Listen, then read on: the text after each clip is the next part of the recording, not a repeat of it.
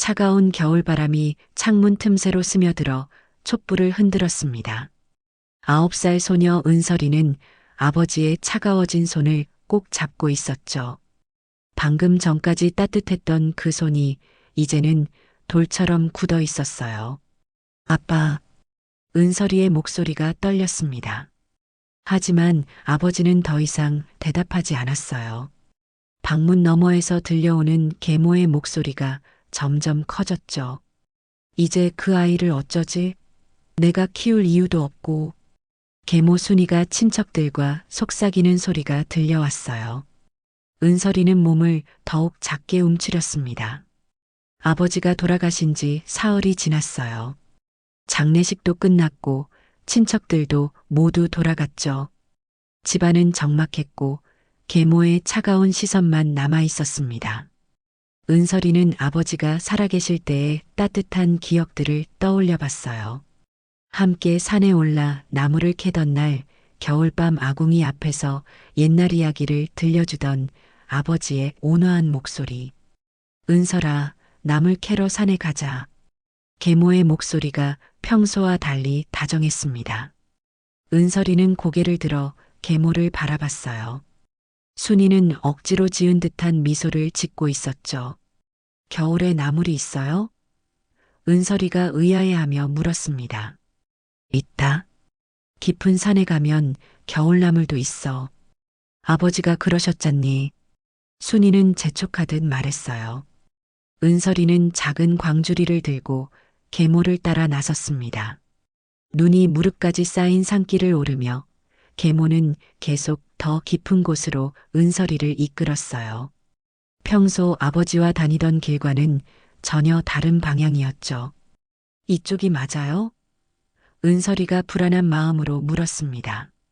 맞다. 조금만 더 가면 된다. 순이의 목소리는 점점 차갑게 변해갔어요. 해가 기울어가고 있었습니다. 산속은 점점 어두워졌고 주변에는 온통 하얀 눈과 검은 나무들 뿐이었어요. 은설이는 발이 시려워 자꾸 미끄러졌지만 계모는 기다려주지 않았습니다. 갑자기 순이가 멈춰 섰어요. 주변을 둘러보더니 고개를 끄덕였죠. 여기서 잠깐 쉬자. 순이가 말했습니다. 은설이는 안도하며 큰 바위에 앉았어요. 그런데 순이는 뒤돌아서서 왔던 길로 걸어가기 시작했습니다. 어디 가세요? 은설이가 황급히 일어서며 소리쳤어요. 너는 여기 있어라. 내가 나무를 좀 찾아보고 올게. 순이의 목소리가 멀어져 갔습니다. 같이 가요. 혼자 무서워요. 은설이가 뛰어가려 했지만 순이는 이미 나무들 사이로 사라져 버렸어요. 시간이 흘렀습니다. 해는 완전히 지고 산속은 칠흑같이 어두워졌어요. 추위는 점점 심해졌고 은설이의 입술은 파랗게 질렸습니다. 늑대나 곰이 나올까봐 무서웠지만 더 무서운 건 계모가 돌아오지 않는다는 사실이었어요. 어머니, 은설이가 목청껏 불렀지만 메아리만 돌아올 뿐이었습니다. 그때서야 은설이는 깨달았어요. 계모가 자신을 버리고 간 것이라는 걸. 나무를 캐러 온 게 아니라 자신을 산속에 버리려고 데려온 것이었죠. 차가운 현실이 가슴을 짓눌렀고 눈물이 뺨을 타고 흘러내렸습니다. 발가락이 얼어서 감각이 없어졌어요. 손도 너무 차가워서 주먹을 쥘 수도 없었습니다. 이대로 있다가는 얼어 죽을 것 같았죠. 은설이는 용기를 내어 일어섰어요. 어디든 움직여야 한다고 생각했습니다. 산속의 밤은 깊고 차가웠습니다. 은설이는 비틀거리며 눈 쌓인 산길을 걸었어요. 달빛이 희미하게 길을 비춰주었지만 어디로 가야 할지 알 수 없었죠. 발걸음마다 눈이 무릎까지 빠져서 걷기가 힘들었습니다. 한참을 헤매다가 멀리서 희미한 불빛이 보였어요. 은설이의 눈이 반짝였습니다. 사람이 사는 곳일까? 마지막 희망을 품고 그 불빛을 향해 걸어갔어요. 가까이 가보니 작은 암자였습니다. 낡은 기와 지붕에 눈이 수북이 쌓여 있었고 창문 사이로 따뜻한 촛불이 새어나오고 있었어요. 은설이는 떨리는 손으로 문을 두드렸습니다. 계세요? 도와주세요. 목소리가 떨려서 제대로 나오지 않았어요. 문이 천천히 열렸습니다. 흰 수염을 기른 노스님이 나타났어요. 스님은 눈 덮인 은설이를 보고 깜짝 놀랐죠. 이 추운 밤에 어린아이가 어떻게 여기까지. 스님 해광이 급히 은설이를 안으로 데려갔습니다. 암자 안은 따뜻했어요. 아궁이에서 나오는 열기가 얼어붙은 은설이의 몸을 녹여주었죠.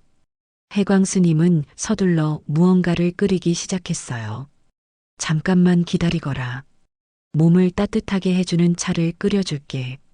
스님이 말했습니다. 스님은 벽에 걸린 여러 약초 꾸러미 중에서 몇 가지를 골라 솥에 넣었어요. 생강, 계피, 그리고 은설이가 이름을 알 수 없는 몇 가지 약초들이었죠. 곧 향긋한 냄새가 암자 안에 퍼졌습니다. 이건 몸을 따뜻하게 하고 기운을 돋우는 약차야. 천천히 마시거라. 스님이 따뜻한 차를 은설이에게 건네주었어요. 차를 마시자 얼어붙었던 몸이 서서히 풀리기 시작했습니다. 신기하게도 힘도 생기는 것 같았어요.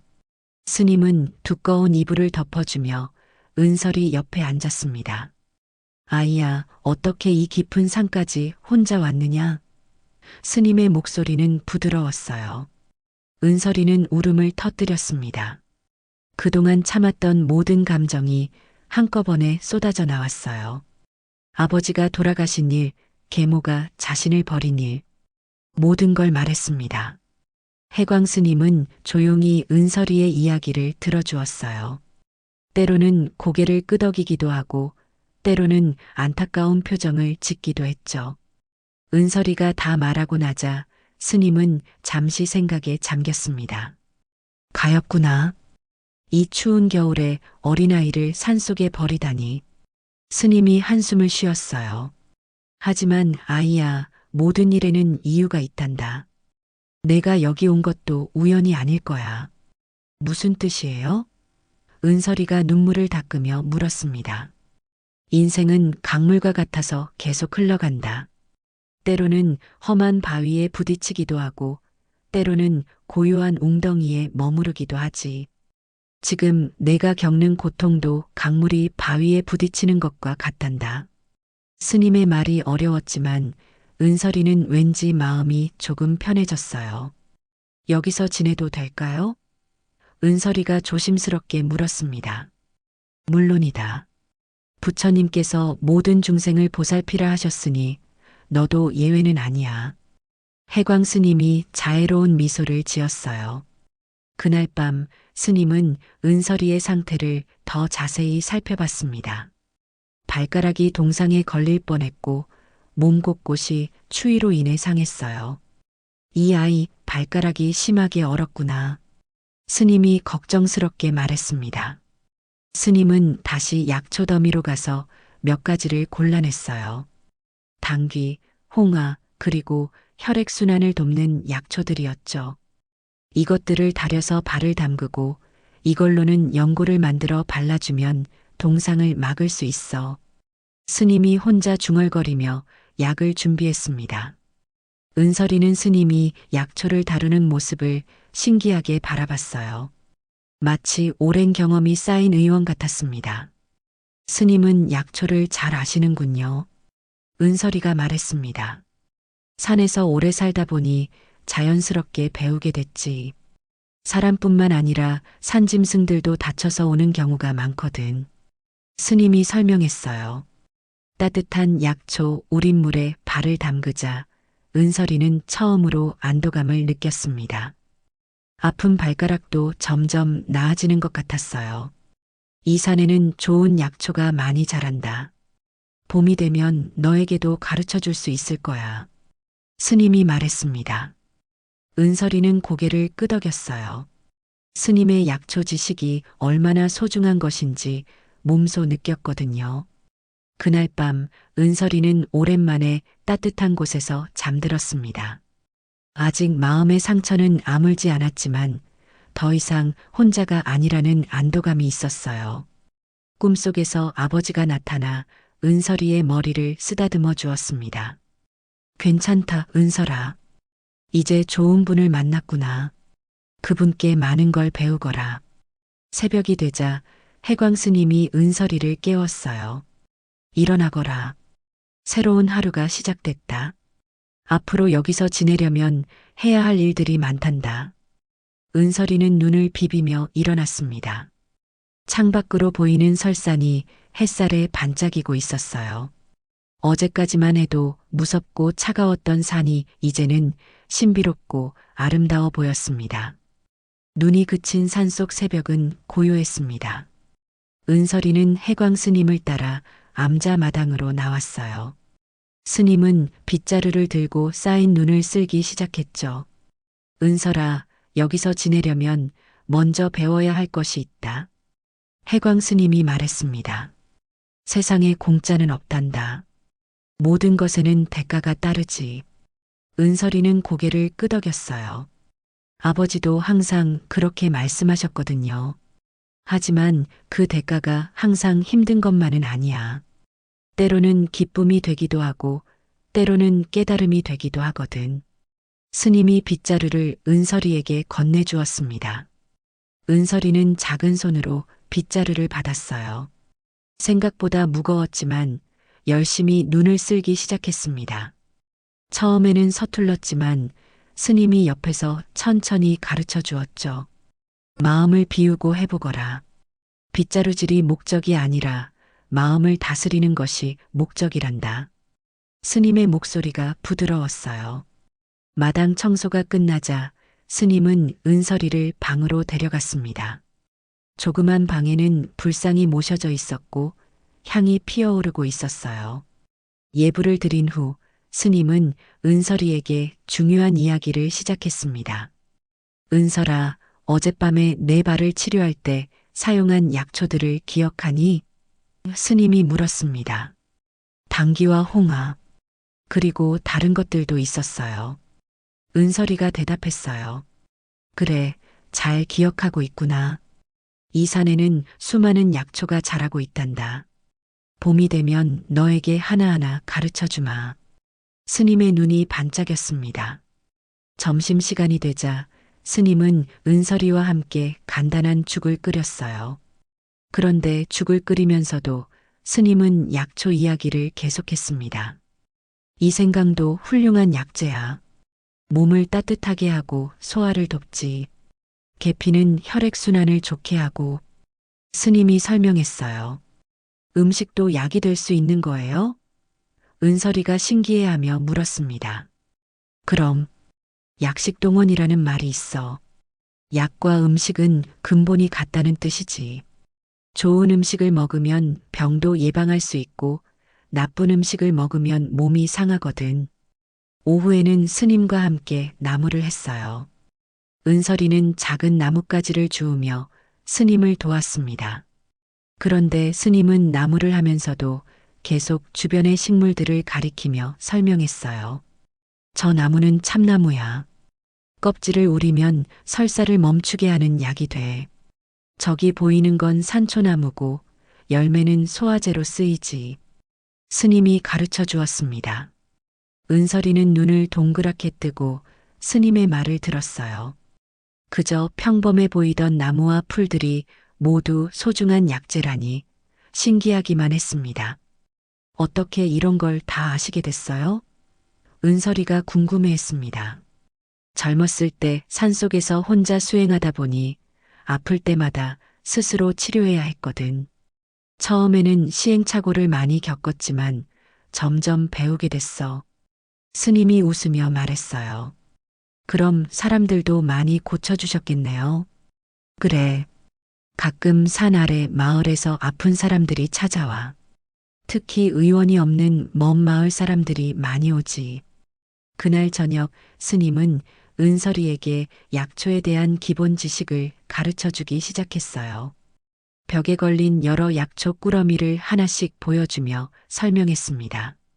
이건 도라지야. 기침과 가래에 좋아. 이것은 감초인데 다른 약초들과 함께 쓰면 약효를 부드럽게 해주지. 스님이 차근차근 설명했어요. 은설이는 집중해서 들었습니다.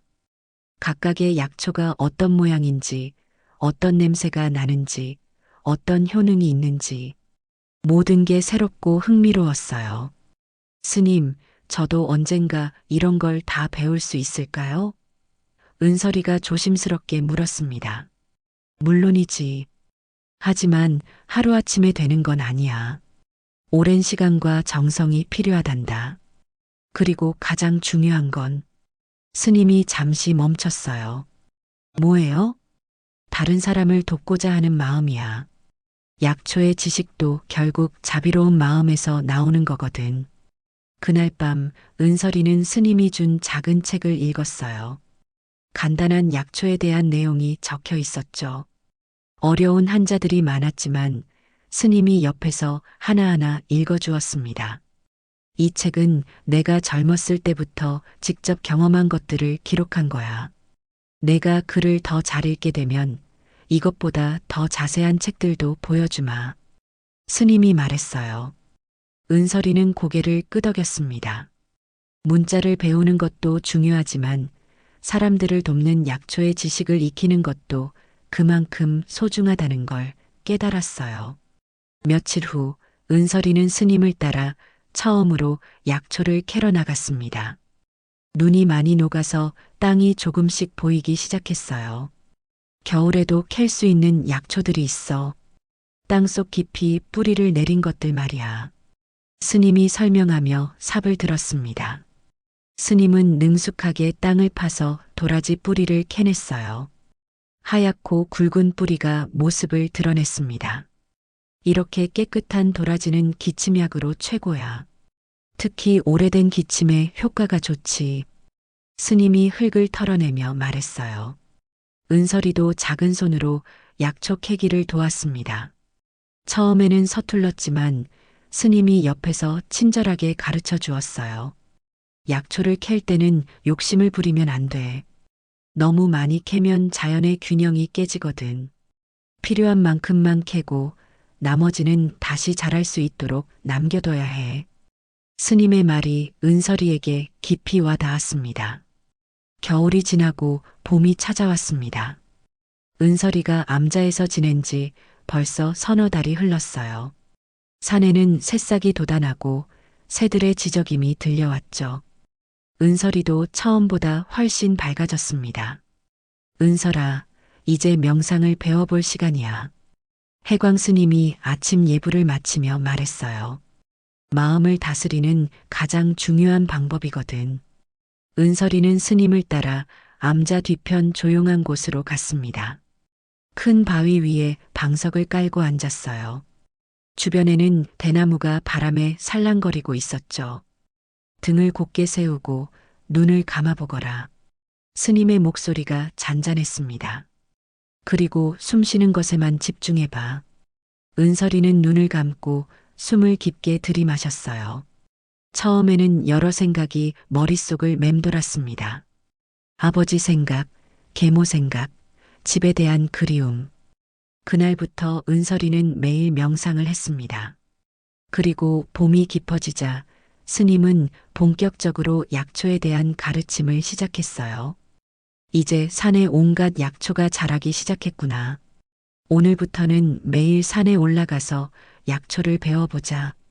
스님이 기대에 찬 목소리로 말했습니다. 첫 번째 약초 수업은 감동적이었어요.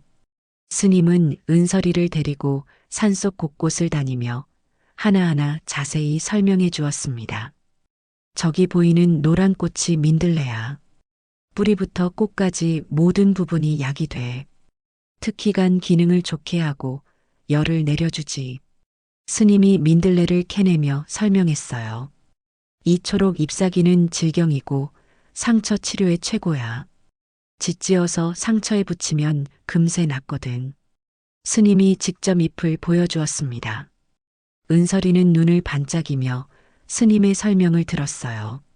산책하듯 걸으면서도 이렇게 많은 약초를 배울 수 있다니 신기하기만 했습니다. 스님, 이 풀은 뭐예요? 은설이가 작은 보라색 꽃이 핀 풀을 가리키며 물었습니다. 아, 그건 자주색 제비꽃이야. 기침과 가래를 사귀는데 좋아.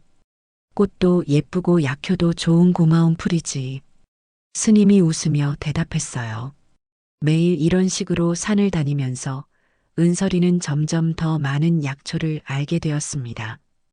봄나물로 먹을 수 있는 것들, 상처에 바를 수 있는 것들, 차로 끓여 마실 수 있는 것들. 산 전체가 거대한 약국 같았어요. 어느 날 스님은 은설이에게 실제로 약을 만드는 법을 가르쳐 주기 시작했습니다. 오늘은 감기약을 만들어 보자. 생강, 대추, 감초를 준비해라.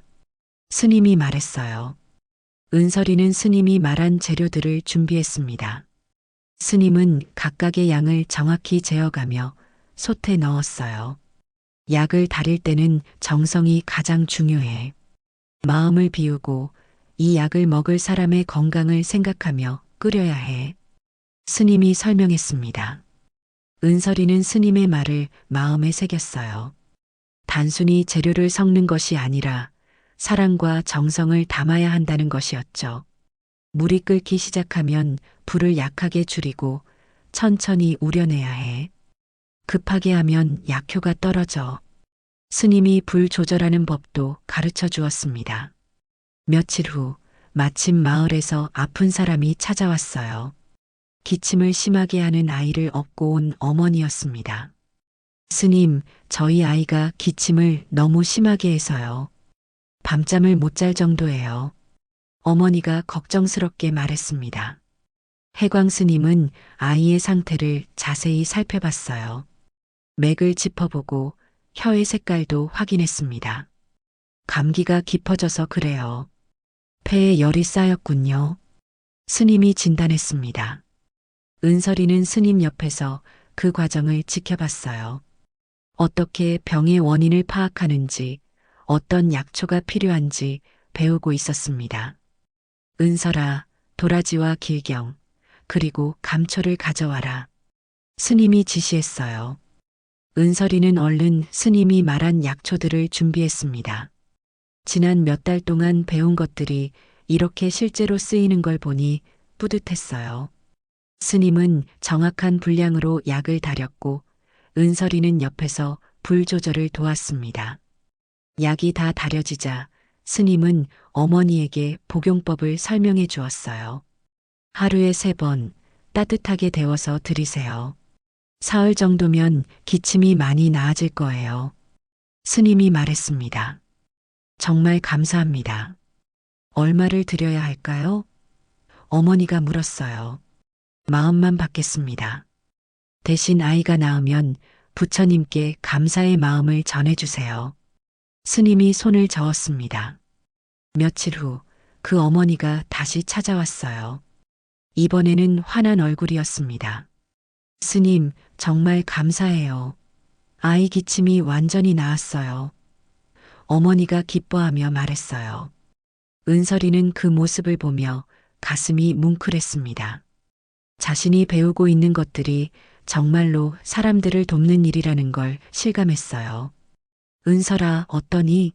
사람을 돕는 일이 얼마나 보람 있는지 알겠지? 스님이 물었습니다. 네, 정말 신기해요. 산에서 자라는 풀들이 이렇게 큰 도움이 되다니. 은설이가 감격해서 말했어요. 그날 밤 스님은 은설이에게 더 깊은 이야기를 해주었습니다. 약초의 지혜는 단순히 병을 고치는 것만이 아니야. 자연과 사람이 하나라는 걸 깨닫게 해주지. 우리도 자연의 일부이고 자연의 힘을 빌려 서로 돕고 살아가는 거란다. 은설이는 고개를 끄덕였어요. 스님의 말이 마음 깊이 와 닿았습니다. 그리고 은설아, 기억해라. 진정한 치유는 몸뿐만 아니라 마음도 함께 치료하는 거야. 따뜻한 말 한마디, 진심 어린 관심이 때로는 어떤 약보다 효과가 좋을 수 있어. 은설이가 암자에서 지낸 지 1년이 넘었습니다. 이제 11살이 된 은설이는 예전보다 훨씬 성숙해졌어요. 매일 명상하고 경전을 읽으며 약초에 대한 지식도 꾸준히 쌓아가고 있었죠. 하지만 진짜 시험은 이제부터였습니다. 어느 가을날 해광 스님이 갑자기 아프기 시작했어요. 열이 나고 기침을 심하게 했습니다. 은설이는 걱정이 되어 밤낮으로 스님을 돌봤어요. 은설아, 내가 늘 사용하던 감기약 처방을 기억하니? 스님이 약한 목소리로 물었습니다. 네, 생강, 대추, 감초, 그리고 도라지. 은설이가 또렷하게 대답했어요. 잘 기억하고 있구나. 직접 다려보거라. 스님이 미소 지었습니다. 은설이는 처음으로 혼자서 약을 다렸어요. 스님이 가르쳐 준 대로 정확한 분량을 재고 불 조절에도 신경 썼습니다. 마음을 비우고 정성을 다해 약을 끓였죠. 잘했구나. 맛도 좋고 약효도 제대로 우러났어. 스님이 약을 마시며 칭찬했어요. 며칠 후 스님의 병이 나아갈 즈음 마을에서 전령이 급히 달려왔습니다. 스님, 큰일이에요. 마을에 이상한 병이 돌고 있어요. 열이 나고 온몸에 붉은 반점이 생겨요. 전령이 숨을 헐떡이며 말했어요. 해광 스님은 아직 완전히 회복되지 않았지만 즉시 일어났습니다. 은설아, 약초 주머니를 준비해라. 함께 내려가야겠구나. 스님이 말했습니다. 스님, 아직 몸이 완전히 낫지 않으셨는데. 은설이가 걱정했어요. 사람들이 고생하고 있는데 가만히 있을 수는 없지. 내가 옆에서 도와주면 될 거야. 은설이는 스님이 평소 사용하던 약초들을 꼼꼼히 챙겼어요. 해열제용 약초, 해독용 약초, 진정제용 약초. 지난 1년 동안 배운 지식을 총동원해서 필요할 것 같은 모든 것을 준비했습니다. 마을에 도착해 보니 상황이 심각했어요. 여러 집에서 아픈 사람들이 나왔고 사람들은 두려워하고 있었죠. 첫 번째로 찾아간 집에는 고열에 시달리는 아이가 있었어요. 어머니는 울면서 스님에게 도움을 청했습니다. 스님, 제발 우리 아이를 살려주세요. 해광 스님은 아이의 상태를 자세히 살펴봤어요. 맥을 짚어보고 혀의 색깔도 확인했습니다. 열독이 심하군요. 은설아, 금은아와 염교, 그리고 박하를 가져와라. 스님이 지시했어요. 은설이는 얼른 스님이 말한 약초들을 준비했습니다. 정확히 어떤 약초인지 알고 있었고 어디에 넣어뒀는지도 기억하고 있었어요. 불 조절은 내가 해라. 센 불로 끓이다가 우르르 끓어오르면 약한 불로 줄여야 해. 스님이 말했습니다. 은설이는 스님 옆에서 정성스럽게 불을 조절했어요. 약이 넘치지 않도록 주의 깊게 지켜봤습니다. 이 약을 조금씩 자주 먹이세요. 그리고 미지근한 물로 몸을 자주 닦아주시고요. 스님이 어머니에게 설명했습니다.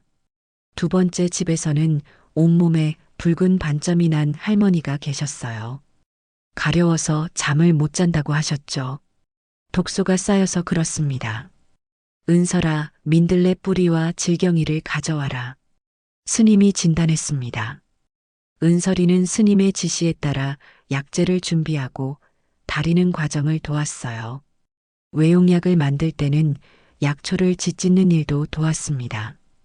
은설아 덕분에 일이 훨씬 수월하구나. 내가 약초들을 정확히 알고 있으니 시간도 단축되고.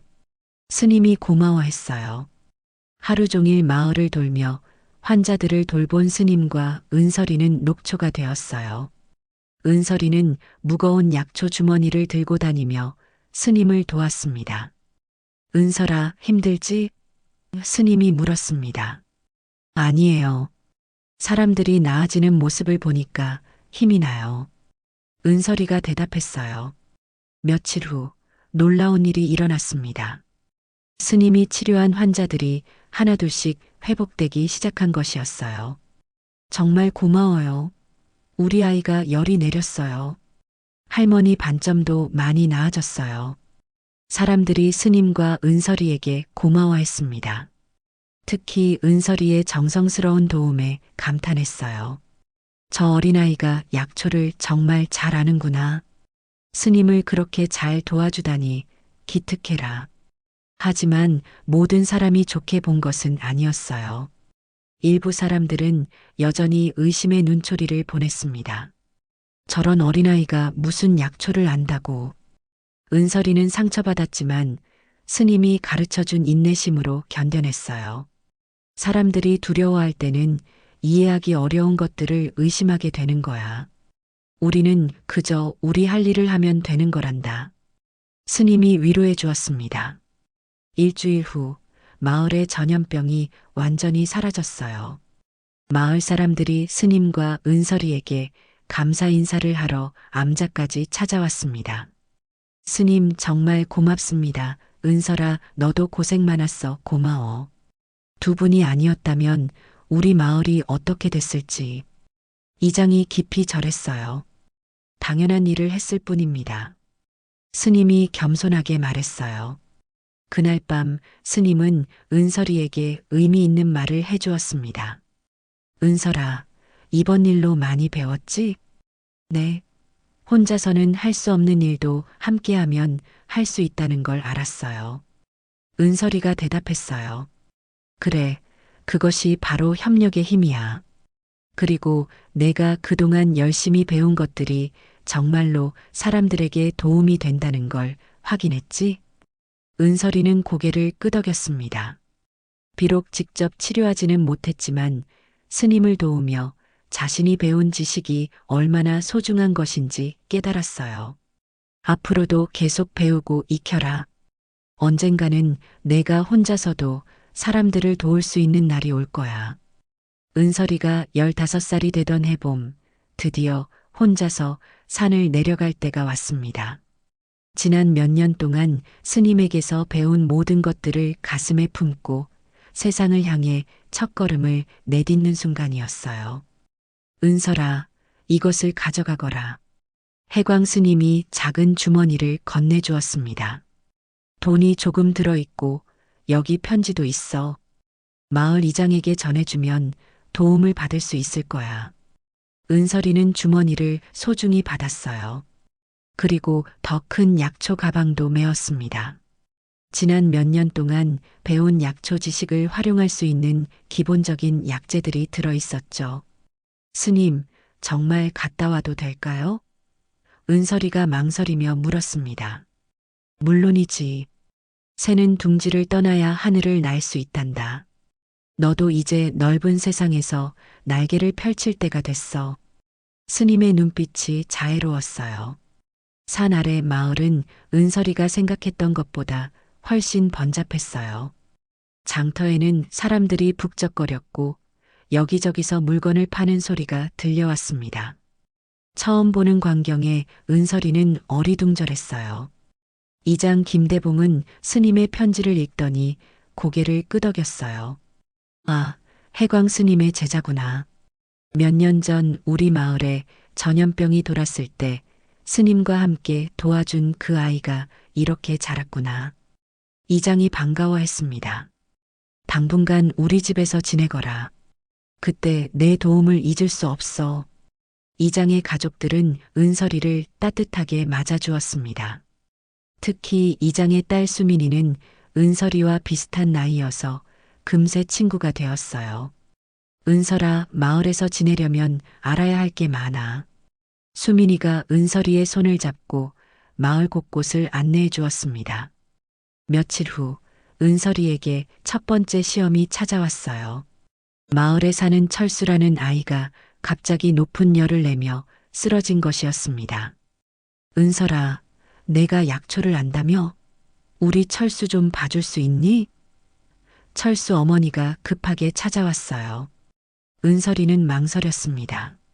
스님과 함께할 때는 자신 있었지만 혼자서 하기에는 부담스러웠어요. 제가 할 수 있을지 모르겠어요. 은설이가 떨리는 목소리로 말했습니다. 제발, 의원은 너무 멀리 있고 내가 아는 것만이라도 도와줘. 어머니가 애원했어요. 은설이는 용기를 내어 철수를 보러 갔습니다. 아이는 열이 심하고 입술이 바짝 말라 있었어요. 스님이 가르쳐 준 대로 상태를 살펴봤습니다. 우선 열을 내리는 게 급해 보여요. 은설이가 중얼거렸습니다. 은설이는 가져온 약초 중에서 해열에 좋은 것들을 골랐어요. 하지만 스님처럼 정확한 진단은 할 수 없었기에 가장 기본적이고 안전한 처방을 선택했습니다. 감초와 생강, 그리고 박하로 차를 끓여 드릴게요. 열을 내리고 몸을 편하게 해줄 거예요. 은설이가 설명했습니다. 약초차를 정성스럽게 달여서 철수에게 먹였어요. 다행히 몇 시간 후 아이의 열이 조금씩 내리기 시작했습니다. 정말 고마워. 열이 내리고 있어. 어머니가 기뻐했어요. 하지만 은설이는 안도하면서도 조심스러웠습니다. 아직 자신의 실력이 부족하다는 걸 알고 있었거든요. 며칠 후 더 어려운 상황이 벌어졌어요. 마을의 할아버지 한 분이 넘어져서 발목을 심하게 다치신 것이었습니다. 뼈가 부러진 것 같은데 어떻게 하지? 사람들이 걱정했어요. 은설이는 스님에게서 배운 외상 치료법을 떠올렸습니다. 직접 뼈를 맞추는 것은 할 수 없었지만 부종을 가라앉히고 아픔을 덜어주는 방법은 알고 있었어요. 우선 차가운 천으로 찜질을 해서 부기를 빼야 해요. 그리고 은설이가 말하다가 멈췄습니다. 자신이 할 수 있는 일의 한계를 정확히 알고 있었어요. 잘못하면 더 큰 문제가 될 수 있었습니다. 제가 할 수 있는 건 통증을 완화하는 약초차를 끓여드리는 것 뿐이에요.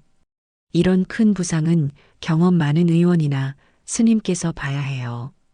은설이가 솔직하게 말했습니다.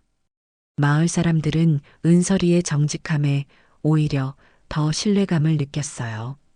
그래, 내 말이 맞다. 무리하지 말고 할 수 있는 것만 해줘. 이장이 말했습니다.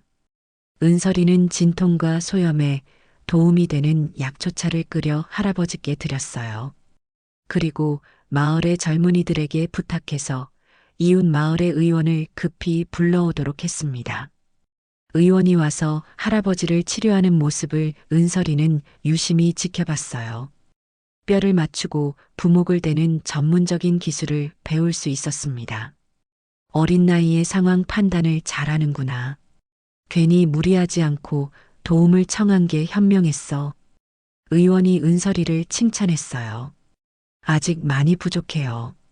더 배워야 할 게 많아요. 은설이가 겸손하게 대답했습니다. 그 후로 마을 사람들은 은설이를 더욱 신뢰하게 되었어요. 무리하지 않으면서도 자신이 할 수 있는 최선을 다하는 모습을 보고 감동했거든요. 한 달을 지내면서 은설이는 많은 걸 배웠습니다. 단순히 약초 지식만으로는 부족하고 사람들과의 소통, 상황 판단력, 그리고 자신의 한계를 아는 겸손함이 모두 중요하다는 것을요. 마을에서 한 달을 지낸 후 은설이는 암자로 돌아갔습니다. 해광 스님은 은설이의 변화된 모습을 보고 기뻐했어요. 어떠니 세상 구경이? 스님이 물었습니다. 많은 걸 배웠어요. 제가 아는 것도 있지만 모르는 것이 훨씬 많다는 걸 깨달았어요. 은설이가 말했습니다. 그래, 그것이 바로 진정한 지혜의 시작이야. 자신이 무엇을 알고 무엇을 모르는지 아는 것 말이지. 그리고 사람들을 도울 때는 정직하고 겸손해야 한다는 것도 배웠어요. 스님은 만족스러운 미소를 지었습니다. 훌륭하구나. 이제 정말로 세상에 나갈 준비가 되어가는 것 같아. 세월이 흘러 은설이는 25살이 되었습니다. 이제는 완전히 성숙한 여인이 되어 있었어요. 산과 마을을 오가며 사람들을 도우는 일이 은설이의 삶이 되었죠. 해광 스님의 가르침은 그녀의 마음 깊숙이 뿌리내려 있었습니다. 은설아, 이제 정말로 혼자 설 때가 왔구나. 어느 가을날 해광 스님이 은설이를 불렀습니다. 스님은 이제 70이 넘어 머리가 하얗게 새었어요. 무슨 말씀이세요? 은설이가 궁금해했습니다. 나는 이제 더 깊은 수행을 위해 다른 곳으로 떠날 생각이야. 너도 내 길을 찾아 나서야 할 때가 됐어. 스님의 목소리가 차분했어요. 은설이의 가슴이 철렁했습니다. 지난 16년 동안 아버지 같은 존재였던 스님과 헤어진다는 것이 믿어지지 않았어요. 저도 함께 가면 안 될까요? 은설이가 애절하게 물었습니다. 안 된다. 각자의 길이 있는 법이야. 너는 사람들 사이에서 살며 자비를 실천하는 게 사명이고 나는 홀로 정진하는 게 내 길이거든. 그날 밤 은설이는 잠을 이루지 못했어요. 어린 시절 계모에게 버려졌을 때의 절망감이 다시 밀려왔습니다. 하지만 이번에는 달랐어요. 예전처럼 무력하지 않았죠. 모든 만남에는 헤어짐이 있다고 하셨지. 은설이가 중얼거렸습니다. 이것도 자연의 이치구나. 며칠 후 해광 스님이 정말로 떠났습니다. 은설이는 암자 앞에서 스님의 뒷모습이 산 너머로 사라질 때까지 지켜봤어요. 눈물이 났지만 마음은 평온했습니다. 혼자 남겨진 암자에서 은설이는 계속 수행을 이어갔어요. 하지만 이제는 더 적극적으로 세상과 관계를 맺었습니다. 아픈 사람들을 돌보고 다툼을 중재하고 어려운 사람들을 도왔죠. 어느 날 은설이에게 큰 시험이 찾아왔습니다. 마을에 전염병이 돌기 시작한 것이었어요. 사람들은 두려워했고 서로를 의심하며 멀리했습니다. 은설 씨, 도와주세요. 우리 아이가 열이 너무 심해요. 한 어머니가 울면서 찾아왔습니다. 은설이는 주저하지 않고 그 집으로 갔어요. 전염될 위험이 있었지만 고통받는 사람을 외면할 수 없었습니다. 아이의 상태를 살펴보니 높은 열과 함께 목이 많이 부어 있었어요. 목 안쪽이 많이 부었네요. 우선 열을 내리고 목의 염증을 가라앉혀야겠어요. 은설이가 진단했습니다. 은설이는 금은화와 영교로 해열제를 만들고 도라지와 감초로 목의 염증을 다스리는 약을 끓였어요. 스님에게서 배운 처방이었죠. 이 약을 2시간마다 조금씩 먹이세요. 그리고 목에 차가운 찜질을 해서 염증을 가라앉혀 주시고요. 은설이가 자세히 설명했습니다. 다음 집에서는 온몸에 붉은 반점이 생긴 할머니가 계셨어요. 가려워서 잠을 못 잔다고 하셨죠. 체내에 독소가 쌓여서 그런 것 같아요. 해독 효과가 있는 약초들로 치료해 보겠습니다. 은설이가 말했습니다. 민들레 뿌리와 질경이 그리고 우엉으로 해독차를 만들어 드렸어요. 외용으로는 알로에 같은 성질의 약초를 짓지어서 발라드렸습니다. 하루 종일 마을을 돌며 환자들을 돌본 은설이는 녹초가 되었어요. 하지만 포기하지 않았습니다. 스님이 가르쳐준 자비로운 마음을 기억하며 최선을 다했어요. 하지만 소문은 나쁘게 퍼져나갔어요. 은설이가 병든 사람들과 접촉한다며 일부 사람들이 그녀를 기피하기 시작했습니다. 저 여자 때문에 병이 더 퍼지는 거 아냐? 산에서 내려온 이상한 아이라고 했잖아. 악의적인 소문들이 돌았어요. 심지어 은설이가 마녀라는 말까지 나왔습니다.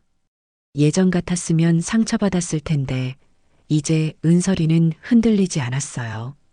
사람들이 두려워할 때는 누군가를 탓하고 싶어 하는구나. 은설이가 스님의 가르침을 떠올렸습니다.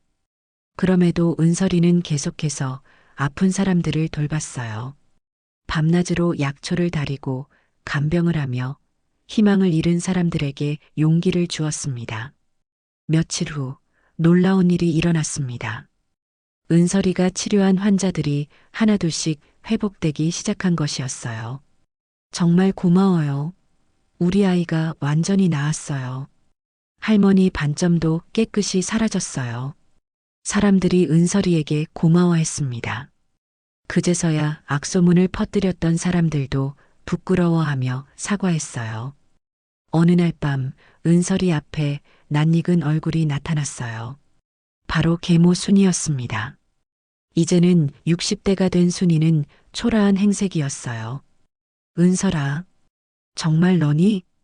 순이의 목소리가 떨렸습니다. 은설이의 가슴이 뛰었어요. 16년 전 자신을 산에 버린 그 사람이었죠. 분노와 원망이 올라올 법도 했지만 은설이의 마음은 의외로 평온했습니다. 네, 저예요. 은설이가 차분하게 대답했습니다. 순이는 은설이를 바라보며 멍하니 서 있었어요. 16년 전 떨며 울던 9살 아이가 이제는 당당하고 자비로운 여인이 되어 있었습니다. 환자들을 돌보는 은설이의 모습을 멀리서 지켜보며 순이는 가슴이 미어지는 것 같았어요. 너는 이렇게 훌륭한 사람이 되었구나. 순이가 떨리는 목소리로 말했습니다. 내가 산에 버린 그 아이가. 순이의 눈에서 눈물이 흘러내렸어요. 은설이가 환자들을 정성껏 돌보는 모습, 누군가를 원망하기보다는 모든 사람을 포용하는 모습을 보며 자신이 저질러 놓은 일의 크기를 새삼 깨달았습니다. 만약 내가 너를 버리지 않았다면 내가 이렇게 될 수 있었을까? 순이가 중얼거렸어요. 아니야, 내가 너를 키웠다면 이런 훌륭한 사람으로 자라지 못했을 거야. 내 욕심과 이기심 때문에. 미안하다. 정말 미안하다. 순이가 무릎을 꿇고 울기 시작했어요. 내가 얼마나 잘못했는지 모르겠다. 너를 버린 후로 하루도 편한 날이 없었어. 순이는 흐느끼며 계속 말했습니다. 처음에는 후회하지 않았어. 내가 짐덩어리라고 생각했거든. 하지만 시간이 지날수록 밤만 되면 내 얼굴이 떠올랐어. 추운 산속에서 얼마나 무서웠을까, 얼마나 외로웠을까. 은설이는 조용히 순이의 말을 들어주었어요. 그리고 몇 년 전부터 내 소문을 듣기 시작했어. 산에서 내려와 사람들을 치료해주는 젊은 여인이 있다고. 혹시나 해서 알아보니 정말 너였어. 순이가 고개를 들어 은설이를 바라봤어요. 내가 이렇게 많은 사람을 돕고 있다는 걸 알았을 때 나는 더욱 괴로웠어. 내가 버린 아이가 나보다 훨씬 훌륭한 사람이 되어 있었으니까. 순이는 자신의 손을 바라보며 말했습니다. 이 손으로 너를 밀쳐냈어. 9살밖에 안 된 아이를. 그때 내 눈을 기억해. 왜 나를 버리냐고, 무엇을 잘못했냐고 묻는 그 눈동자를. 어머니. 은설이가 조심스럽게 말했습니다. 어머니라고 부르지 마. 나는 그럴 자격이 없어. 순이가 고개를 저었어요. 진짜 어머니라면 너를 보호하고 사랑했어야 하는데 나는 정반대로 했잖아. 순이는 깊은 한숨을 쉬며 계속했습니다. 내가 사람들을 돌보는 모습을 보면서 깨달았어. 내가 얼마나 이기적이고 못된 사람이었는지를. 너는 남을 위해 자신을 희생하는데 나는 내 편함을 위해 너를 희생시켰어. 그동안 속죄하며 살고 싶었지만 용기가 없었어. 내 앞에 나타날 면목이 없었거든. 하지만 이제 병에 걸려서 죽을 날이 얼마 남지 않았어. 죽기 전에 너에게 진심으로 사죄하고 싶었어. 순이가 다시 깊이 머리를 숙였습니다. 용서해달라고 말할 자격도 없어. 다만 내가 이렇게 훌륭하게 자란 것이 유일한 위안이야. 내가 저지른 죄악에도 불구하고 너는 빛이 되었어. 은설이는 순이를 일으켜 세웠습니다. 일어나세요. 이미 지난 일이에요. 은설이의 목소리에는 원망이 없었어요. 어떻게 날 용서할 수 있니? 순이가 놀라며 물었습니다.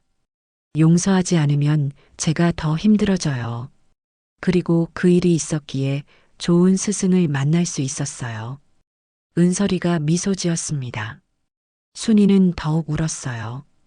은설이의 너그러운 마음이 자신의 죄책감을 더욱 크게 만들었습니다. 너는 정말 성인이구나. 나 같은 사람을 용서하다니. 순이가 감격해하며 말했어요. 나도 병에 걸렸어. 이제 죽을 날만 기다리고 있지.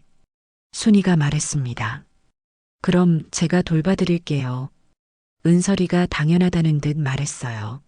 뭐라고? 너를 그렇게 대한 내가. 순이가 믿을 수 없다는 표정이었습니다. 모든 사람은 도움을 받을 자격이 있어요. 과거가 어떻든 상관없어요.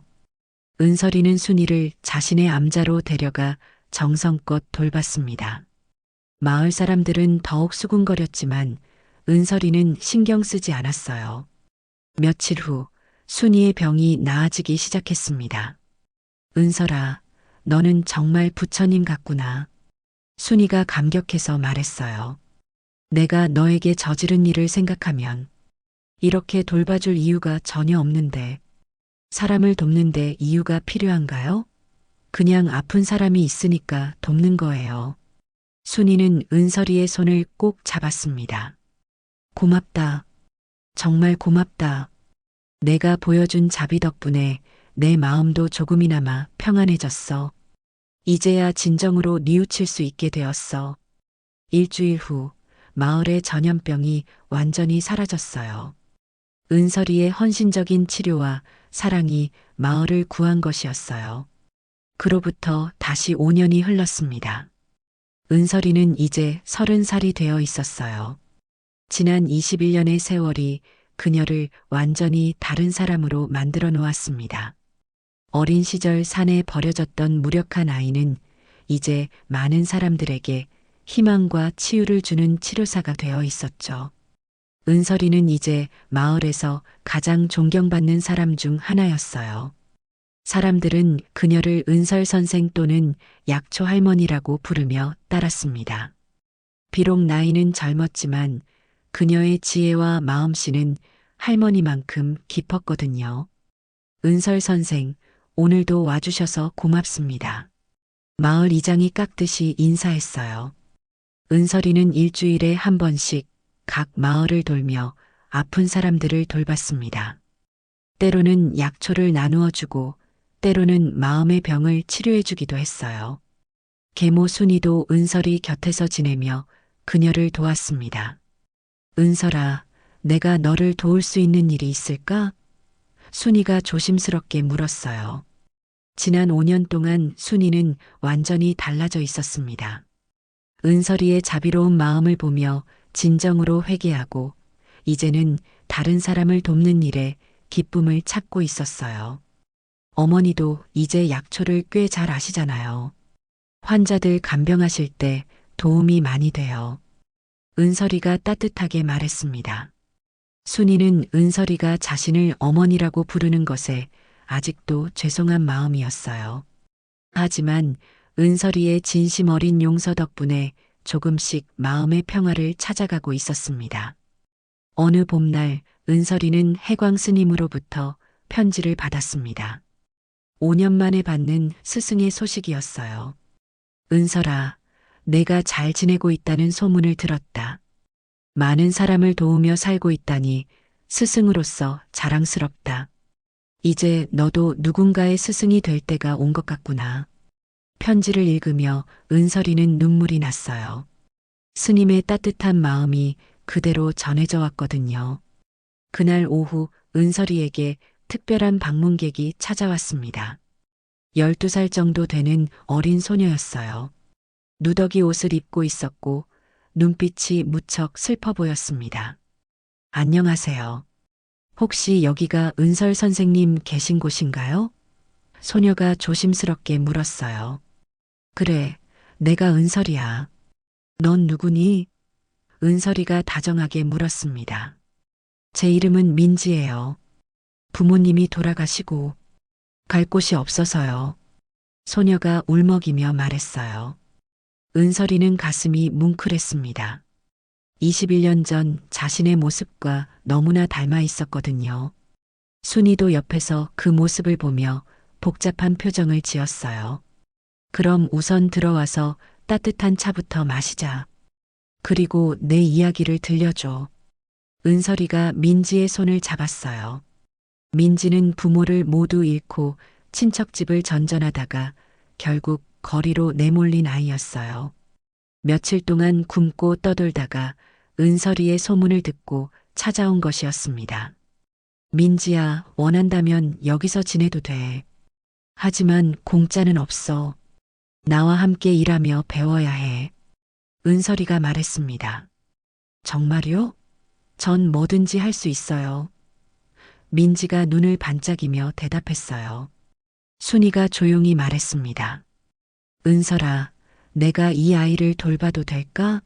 너에게 못했던 일들을 이 아이에게라도 해주고 싶어. 은설이는 순이의 진심을 느낄 수 있었어요. 과거에 대한 속죄의 마음으로 민지를 돌보고 싶어 하는 것 같았습니다. 좋은 생각이에요. 민지도 어머니가 필요할 거예요.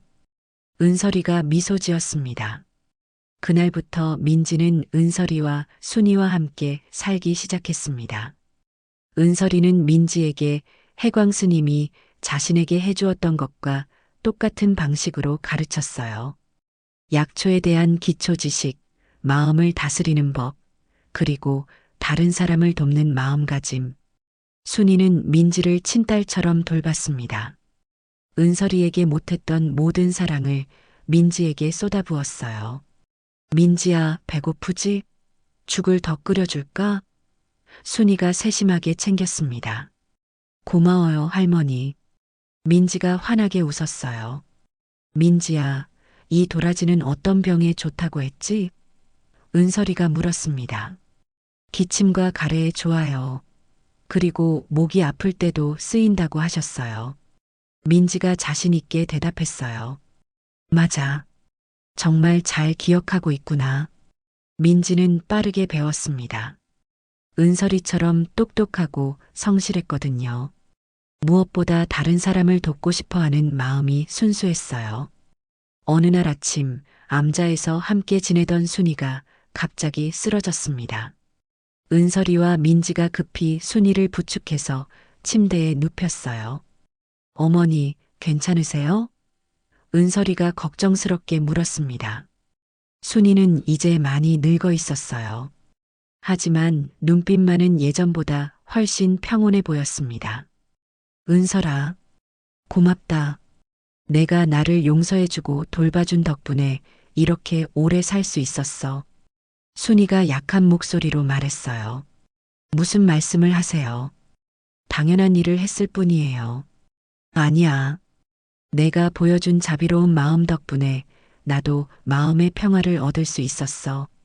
그리고 민지를 돌보면서 진짜 어머니가 된 기분도 느낄 수 있었고, 순이가 민지의 손을 잡았어요. 할머니, 민지가 울먹였습니다. 민지야, 은설이를 잘 도와드려라. 그리고 많이 배워서 훌륭한 사람이 되거라. 순이가 당부했어요. 이제는 후회 없이 갈 수 있겠다. 은설아, 정말 고마웠어. 며칠 후, 순이는 평안하게 세상을 떠났습니다. 은설이는 정성껏 장례를 치러드렸어요. 마을 사람들도 모두 참석해서 순이의 마지막 길을 배웅했습니다. 선생님, 할머니가 돌아가시기 전에 저에게 말씀하셨어요. 민지가 말했습니다. 뭐라고 하셨는데? 은설 선생님 덕분에 진정한 어머니가 될 수 있었다고. 그리고 저를 통해 속죄할 기회를 주셔서 고맙다고 하셨어요. 은설이는 눈물이 났어요. 순이가 마지막까지 진심으로 뉘우치며 살았다는 것을 알 수 있었거든요. 그해 가을, 은설이에게 또 다른 소식이 전해졌습니다. 해광 스님이 산 너머 큰 절에서 열리는 법회에 참석한다는 것이었어요. 민지야, 나와 함께 스승님을 만나러 가지 않을래? 은설이가 물었습니다. 정말요? 은설 선생님의 스승님을 만날 수 있다고요? 민지가 기뻐했어요. 며칠 후 은설이와 민지는 그 절로 향했습니다. 오랜만에 보는 해광 스님은 더욱 초연해져 있었어요. 하지만 은설이를 보는 눈빛은 여전히 따뜻했습니다. 은설아, 정말 많이 자랐구나. 이제 완전한 치료사가 되었네. 스님이 흐뭇하게 말했어요. 스님 덕분입니다. 스님께서 가르쳐 주신 모든 것들이 제 삶의 지침이 되었어요. 그리고 이 아이가 내 제자구나? 스님이 민지를 바라봤습니다. 네, 민지라고 해요. 저와 비슷한 처지에 있던 아이인데 지금은 제가 가르치고 있어요. 해광 스님은 민지를 자세히 살펴봤어요. 그리고 만족스러운 미소를 지었습니다. 좋은 제자를 두었구나. 이 아이에게서도 너와 같은 기운이 느껴진다. 그날 밤 스님과 은설이 그리고 민지는 오랫동안 이야기를 나누었습니다. 과거의 추억부터 미래의 계획까지 모든 것을 나누었어요. 은설아, 이제 내 역할은 끝난 것 같다. 너는 훌륭한 치료사가 되었고 좋은 제자도 두었으니까. 스님이 말했습니다. 스님, 저는 아직도 배울 게 많아요. 그건 평생 계속될 거야. 하지만 이제 너는 가르치는 사람이기도 하잖니. 내가 받은 사랑을 다른 사람에게 전해주는 것, 그것이 진정한 보답이란다. 그리고 은설아, 내가 계모를 용서하고 돌본 것을 보며 정말 자랑스러웠어. 그것이야말로 진정한 자비로운 마음이었지. 다음 날 아침 은설이와 민지는 스님과 작별을 나누었습니다. 이제는 언제 다시 만날지 알 수 없었지만 마음은 편안했어요. 암자로 돌아온 은설이는 창밖을 바라봤습니다. 21년 전 계모에게 버려져 죽을 뻔했던 그 산이 이제는 자신의 보금자리가 되어 있었어요. 그리고 그 계모를 용서하고 돌보며 진정한 평화를 얻을 수 있었습니다. 민지야, 봄이 되면 산에 올라가서 약초를 배우자. 내가 알아야 할 것들이 아직 많이 남아 있어. 은설이가 말했습니다. 네, 열심히 배울게요, 선생님. 그리고 선생님처럼 많은 사람을 도울 수 있는 사람이 될게요. 은설이는 미소 지었습니다. 자신이 받은 사랑을 이제 민지에게 전해줄 수 있다는 것이 얼마나 행복한 일인지 깨달았어요. 그리고 순이와의 화해를 통해 진정한 용서의 의미도 배웠습니다. 그날 밤 은설이는 오랜만에 아버지 꿈을 꾸었습니다. 아버지가 나타나서 말했어요. 은설아, 정말 자랑스럽다. 내가 이렇게 훌륭한 사람이 되다니. 그리고 계모까지 용서하고 돌본 너의 마음이 가장 아름다워. 이제 진정한 귀환을 한 것 같구나. 꿈에서 깬 은설이는 눈물을 흘렸습니다. 하지만 슬픈 눈물이 아니라 감사의 눈물이었어요. 모든 고난과 시련, 심지어 계모의 배신까지도 결국 자신을 이 자리에 데려다 준 소중한 과정이었다는 걸 깨달았거든요. 창밖으로 새벽이 밝아오고 있었습니다. 새로운 하루가 시작되고 새로운 사람들을 도울 준비를 해야 했어요. 은설이는 마음을 가다듬고 일어났습니다. 이제 그녀의 진짜 이야기가 시작되는 순간이었죠. 상처받은 아이에서 치유하는 어른으로, 버려진 자에서 사랑을 나누는 자로, 진정한 성장과 귀환을 완성한 은설이의 새로운 여정이 펼쳐질 것이었습니다. 오늘의 이야기가 즐거우셨다면 구독, 좋아요, 알림 설정까지 부탁드립니다. 여러분의 따뜻한 댓글은 영상 제작에 큰 힘이 됩니다. 항상 감사드립니다. 행복하세요.